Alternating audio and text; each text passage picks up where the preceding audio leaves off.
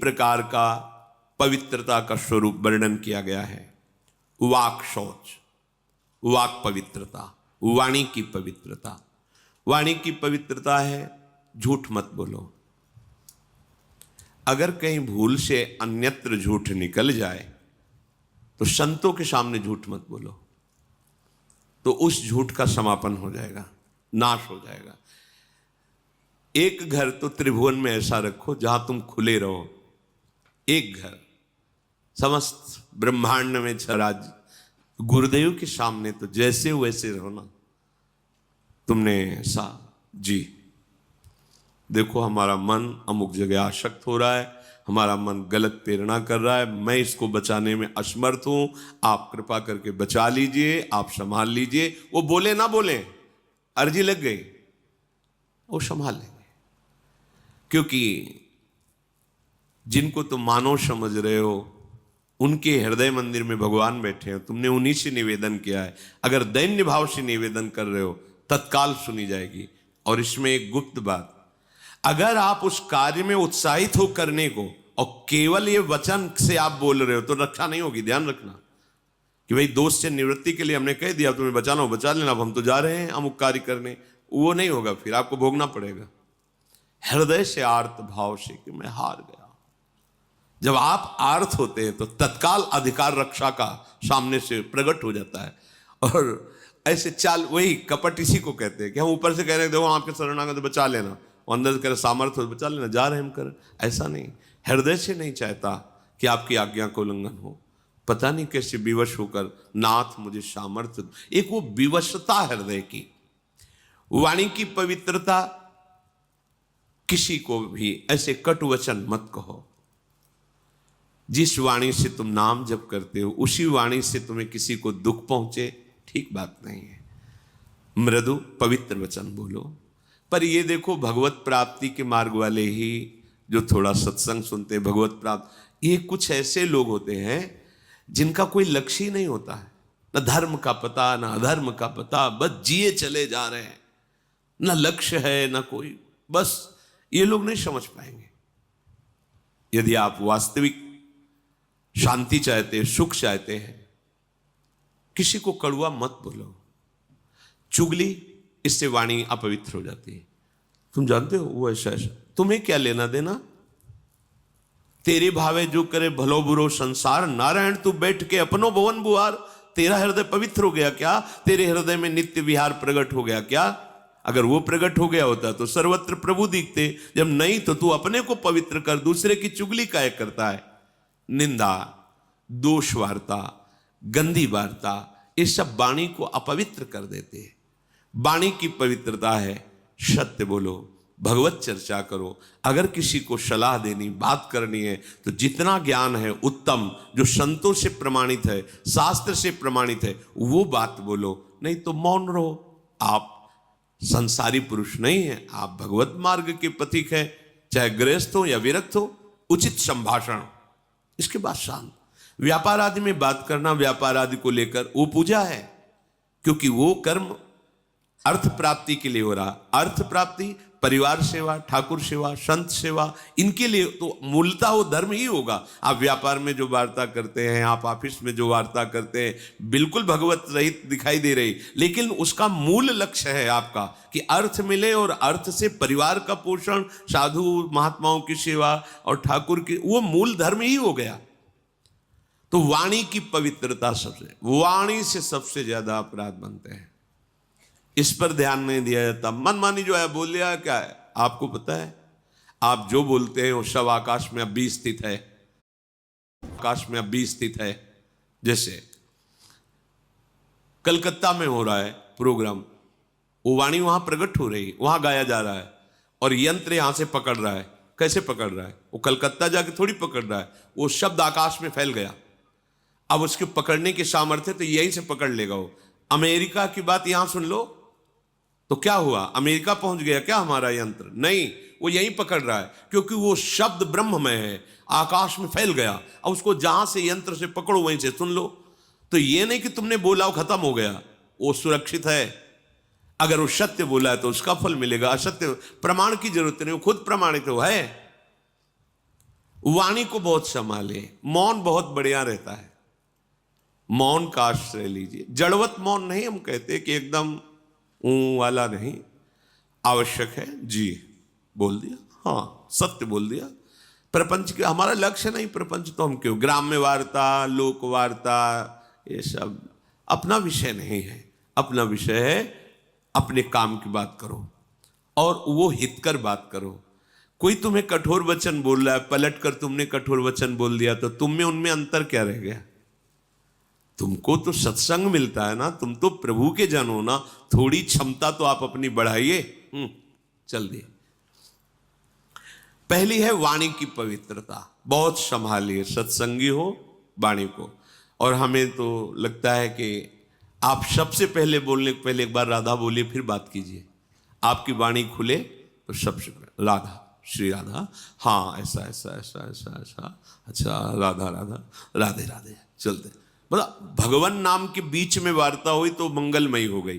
प्रारंभ का शब्द और अंतिम शब्द राधा होना चाहिए आपका, क्योंकि आप स्वामिनी जी के परिकर हैं। याद रखिए।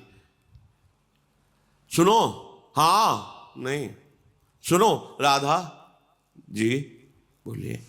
और ये हमने अभ्यास कई उपासकों से के देखा, राधा राधा राधा, हाँ ऐसा राधा राधा राधा, नाम उच्चारण।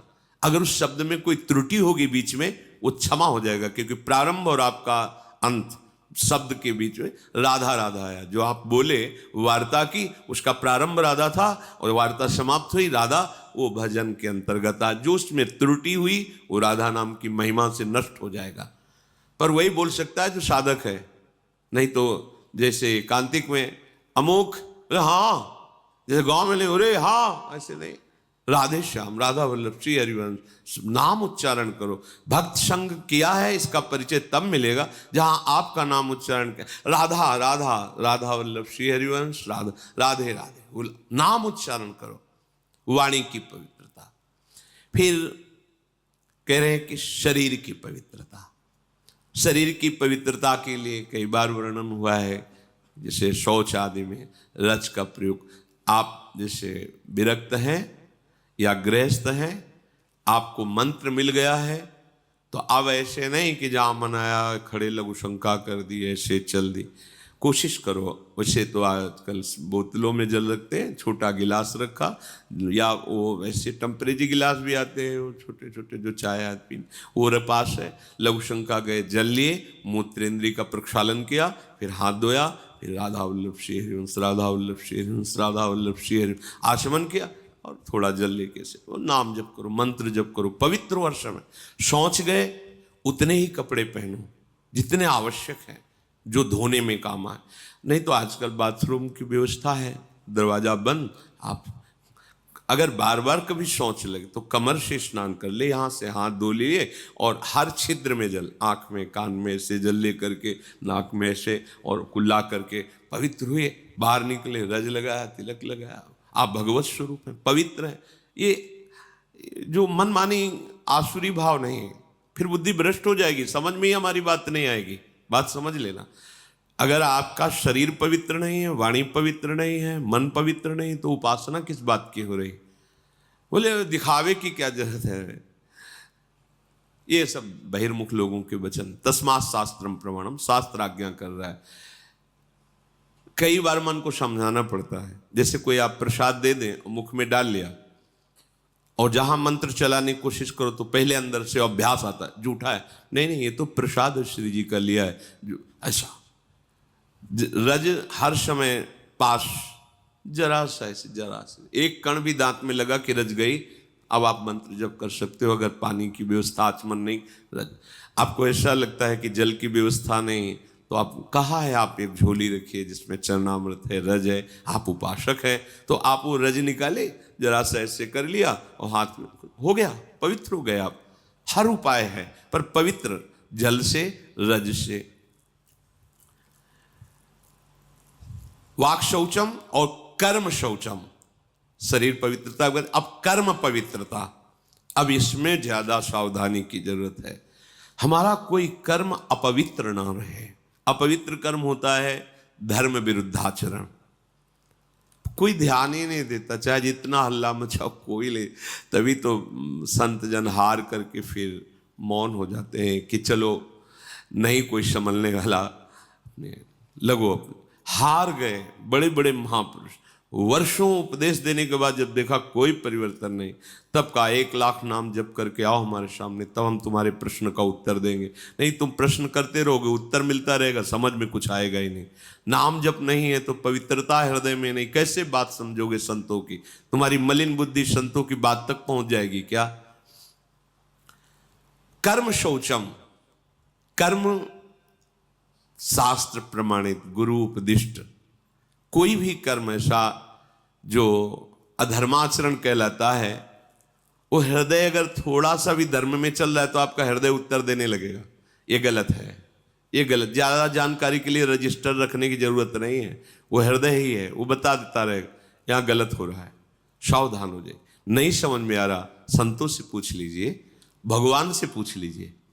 सच्ची कहते हैं, तुम हृदय में 1 मिनट शांत होइए और प्रभु से पूछिए, स्वामी प्रभु ये कार्य मुझे लगता है गलत है कि सही, आप अगर सही है तो हृदय शीतल हो जाएगा, गलत है तो जलन और संशय हो जाएगा।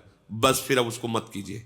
सही कार्य के लिए पहली पहचान है हृदय शीतल। मन की बात नहीं हम कह रहे हैं, हृदय में एक शीतलता आ जाएगी। एक जैसे आपका सही प्रश्न का उत्तर आपको समझ में आ गया तो एकदम हाँ, ऐसे ही हृदय में आ जाएगा, हाँ ठीक है कीजिए, उत्साह आ जाएगा। अगर उसका जलन होने लगे, संशय खड़ा हो जाए, निषेधात्मक अंदर से संकेत हो, बिल्कुल मत कीजिए। वैसे शास्त्र स्वाध्याय नित्य इसीलिए करना चाहिए कि हमें क्या करना है क्या नहीं करना है, इसकी जानकारी हमें शास्त्रों से मिलती है, संतों के वचनों से मिलती है, सत्संग से मिलती है। तो हमारा जब वाणी शुद्ध हो, शरीर शुद्ध हो और कर्म शुद्ध हो, तो जो परम शुद्ध आत्म स्वरूप है उसमें आपका अनुभव हो जाएगा, आपका प्रवेश हो जाएगा, अपने स्वरूप में प्रवेश हो जाएगा, अर्थात शुद्ध ज्ञान आपके अंदर प्रकाशित हो जाएगा। ये जितने सूर्य आदि ग्रह हैं ये बड़े भयंकर होते हैं। ये जब अपने प्रतिकूल जगह पर होते हैं, जिसके ग्रह में, कुंडली में, नक्षत्र में, ये बड़ा भयंकर प्रभाव कर देते हैं। पर यदि नाम जप किया जाए तो ये उसके लिए प्रतिकूल जगह पर बैठे हुए भी सौम्य, सुखद और मंगलकारी बन जाते हैं। महाप्रभु हरिवंश चंद्र जी ने कहा है, जो पे कृष्ण चरण मन अर्पित तो करिहें का नवग्रह रंक। ये बेचारे नवग्रह तुम्हारा क्या बिगाड़ लेंगे यदि कृष्ण चरण में मन तुम्हारा